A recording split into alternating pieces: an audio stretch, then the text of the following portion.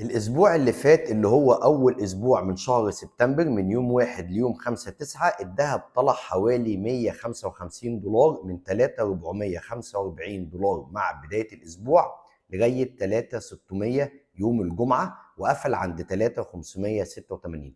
في عدة أسباب أدت إلى هذا الصعود العنيف. أول الأسباب إن الهند باعت ب4.5 مليار دولار سندات خزانة أمريكية واشترت بيهم ذهب.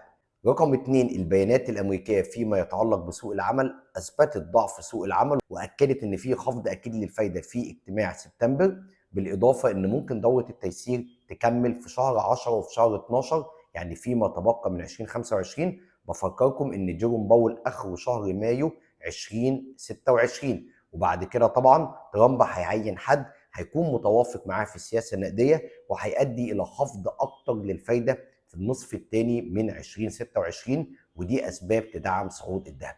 أما فيما يخص أسعار الذهب المحلي، عيار 21 4875، عيار 24 5575، الجنيه الذهب 39,440.